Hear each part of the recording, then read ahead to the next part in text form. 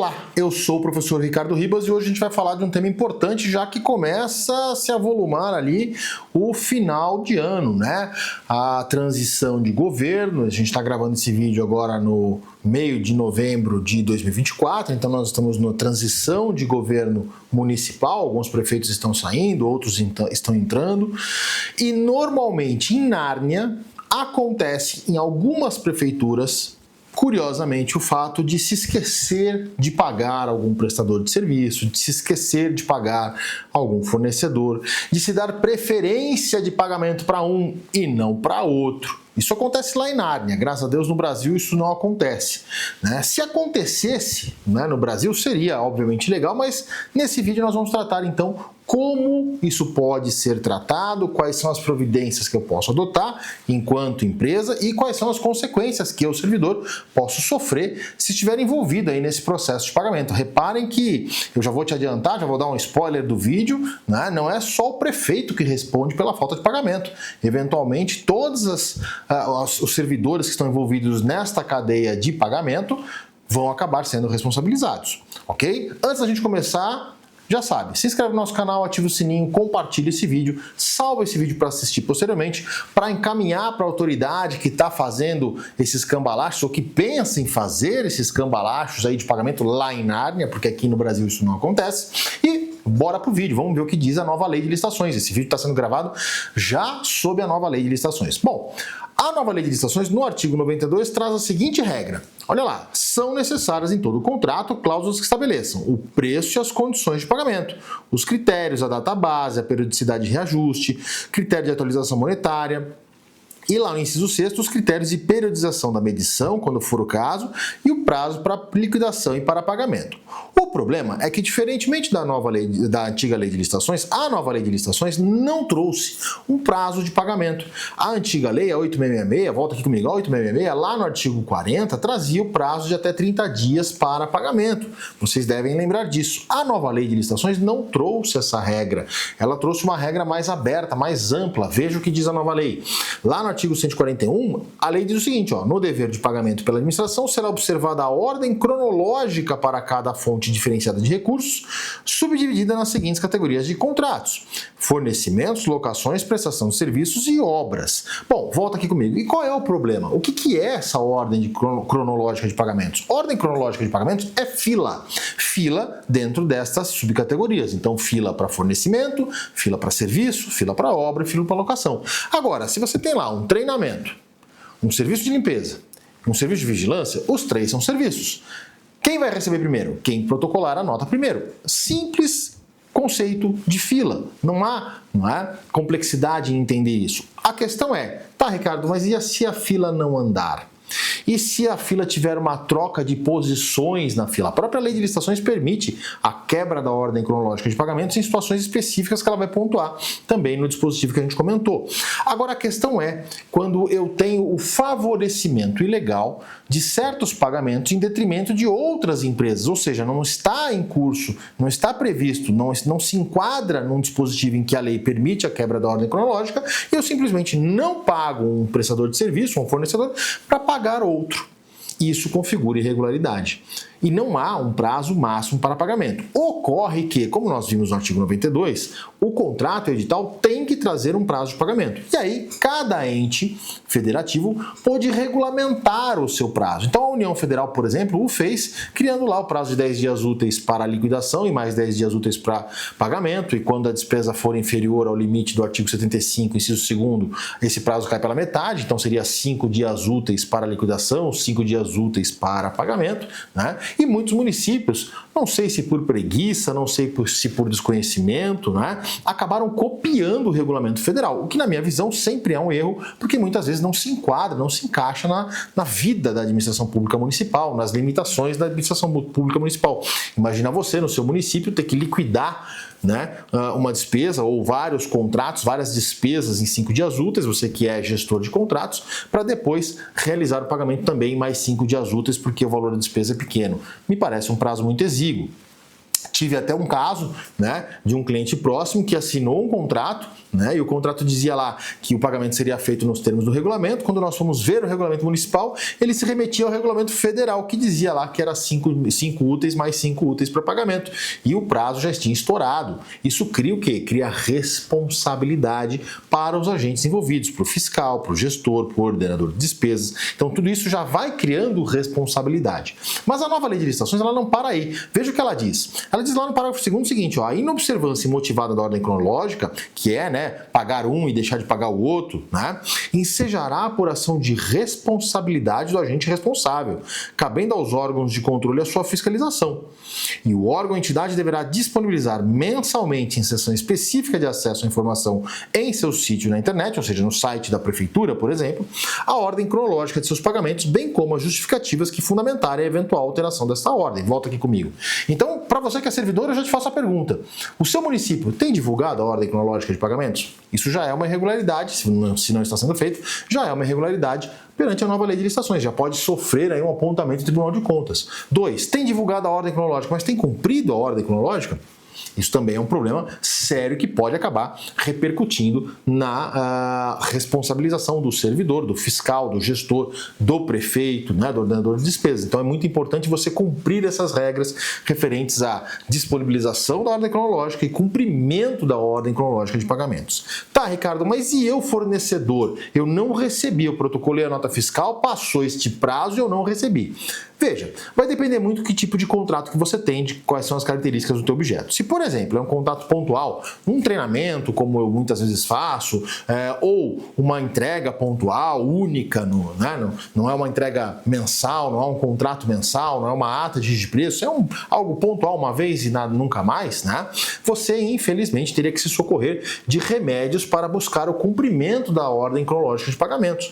Uma das hipóteses que você pode fazer é requerer formalmente, por escrito, obviamente, junto à prefeitura, uma certidão de cumprimento da ordem cronológica de pagamentos ou uma certidão da ordem cronológica de pagamentos. Eles são obrigados a te entregar essa documentação, essa certidão, e caso não entreguem, você já tem aí o fundamento para um mandado de segurança para cumprimento da ordem cronológica de pagamentos.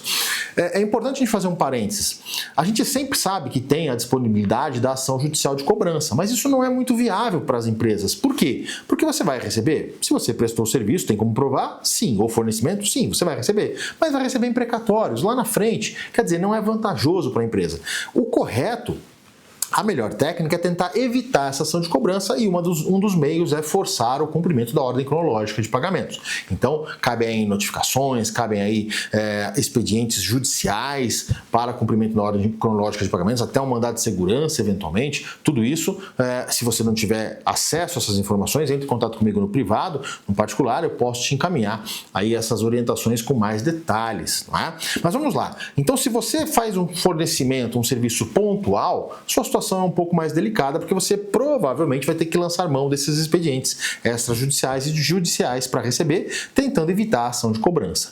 Mas, se o seu contrato prevê uma execução parcelada no tempo, então um fornecimento em vários meses, ou uma ata de preços com vários fornecimentos possíveis futuros, né, você pode se socorrer novamente da nova lei de licitações. Veja o que diz a nova lei de licitações. Lá no artigo 137, no parágrafo 2º, vai estar dizendo o seguinte, ó, o contratado terá direito à extinção do contrato nas seguintes hipóteses: atraso superior a 2 meses, contado da emissão da nota fiscal, dos pagamentos ou de parcelas de pagamentos devidos pela administração por despesas de obras, serviços e fornecimentos.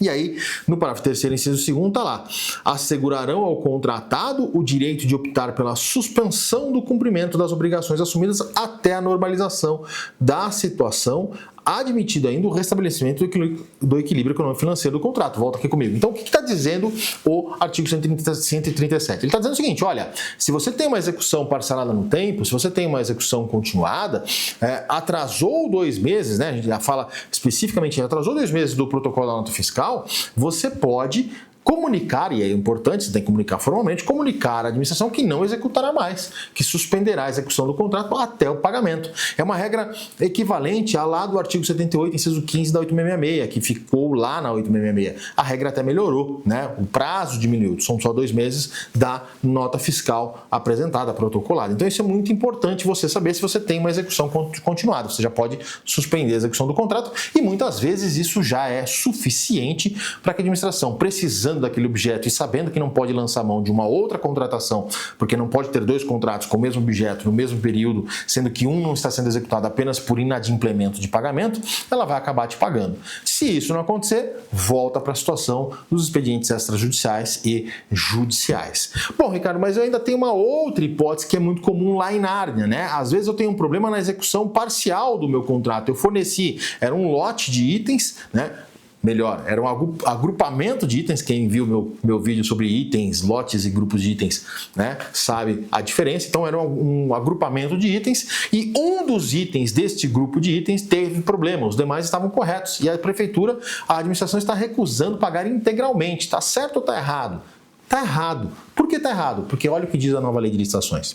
Ela diz o seguinte, ó, lá no artigo 143, no caso de controvérsia sobre a execução do objeto, quanto à dimensão, a qualidade, a quantidade, a parcela incontroversa deverá ser liberada no prazo previsto para pagamento. Volta aqui comigo. O que significa isso? Significa que se do grupo de itens, 10 itens, um deles está com problema, eu tenho que pagar os outros 9. Eu posso até eventualmente reter parcela do pagamento referente a uma eventual multa que eu vá aplicar após o processo punitivo. Há precedente jurisprudencial a respeito disso, mas descontando o item que está irregular, então que está controverso, mais o valor potencial da multa, o saldo diferencial eu preciso liberar para pagamento. Tá, Ricardo, mas e o que acontece com o servidor se ele não pagar corretamente, se ele não cumprir a ordem cronológica, se ele esquecer o meu pagamento, se ele privilegiar o pagamento dos amigos? Isso acontece lá em Nárnia, no Brasil não. Tá? Se ele privilegiar o pagamento dos amigos e não o cumprimento da lei, o que pode acontecer com ele? Vamos de novo, né, para a legislação, só que agora a lei de improbidade administrativa. Acompanha comigo na tela o que diz a lei de improbidade administrativa. Ela diz o seguinte, lá no artigo 10, né? Constitui ato de improbidade administrativa que causa lesão ao erário, qualquer ação ou omissão, olha aí, omissão de pagamento, dolosa, que enseja efetiva e comprovadamente perda patrimonial, desvio, apropriação, malbaratamento ou dilapidação dos bens ou haveres das entidades referidos no artigo 1º. O importante aqui é o seguinte, dolosa, omissão, ação ou omissão dolosa. Então, para que isso aconteça, volta aqui comigo, para que isso possa se caracterizar, este dolo, você precisa cientificar as autoridades envolvidas de que há uma irregularidade, há uma ilegalidade, que é ela que tem que resolver, porque se ela toma ciência e não faz nada, começa a discutir o dolo. Ok? Vamos seguir. Realizar operação financeira sem observância das normas legais. É exatamente isso que a gente está falando. Irregulamentares ou aceitar garantia insuficiente ou inidônea. E, inciso 11, liberar verba pública sem a estrita observância das normas pertinentes ou influir de qualquer forma para sua aplicação irregular. Tá, isso aqui é a caracterização da irregularidade. O que acontece com ele? No artigo 12 da mesma lei, nós vamos ter lá, ó, independentemente do ressarcimento integral do dano patrimonial, se efetivo, e das sanções penais, comuns e de responsabilidades civis e administrativas previstas na legislação específica, está o responsável pelo ato de improbidade sujeito às seguintes combinações. Ele vai lá para o inciso 2º. Na hipótese do artigo 10, que a gente acabou de ler, perda dos bens ou valores acrescidos ilicitamente ao patrimônio, se concorrer a essa circunstância, né? Mas aqui vem um ponto importante, ó. Perda da função pública, suspensão dos direitos públicos até 12 anos e pagamento de multa civil equivalente ao valor do dano e proibição de contratar com o poder público. Então volta aqui comigo. Você então que é servidor, você é o financeiro, você é o tesoureiro, você é o gestor, você é o ordenador de despesas, o prefeito, que de alguma forma atrapalha ou direciona o pagamento de forma irregular do contrato administrativo, você está sujeito a essas sanções. Se você é um fiscal, gestor, você está sujeito a multa, por exemplo, pelo Tribunal de Contas, por uma ação judicial. Se você é o prefeito, você pode perder o cargo, né? Você pode tem aí a pena de suspensão de direitos políticos, você pode ficar inelegível, né? Nós já temos histórico na legislação pátria desse tipo de condenação. Então é algo muito grave, é algo muito muito sério, é algo muito importante. Então, para recapitular, se você é empresa, saiba que tipo de ferramentas você tem à sua disposição, a suspensão da execução do contrato, uma comunicação extrajudicial, uma comunicação judicial, né? Há ferramentas para isso sem precisar se valer da ação de cobrança, que não é legal para a empresa, vai receber só lá na frente. E para você que é servidor, fique esperto, porque se você fizer errado, você pode ser punido no mínimo com multa e no máximo aí perder a sua a capacidade de ser eleito ou até de exercer o seu mandato político e ser cassado. Eu sou o professor Ricardo Ribas. Se você gostou desse vídeo, eu vou pedir para você se inscrever no nosso canal, ativar o sininho, compartilhar esse vídeo, salvar esse vídeo e eu te vejo no próximo vídeo. Tchau!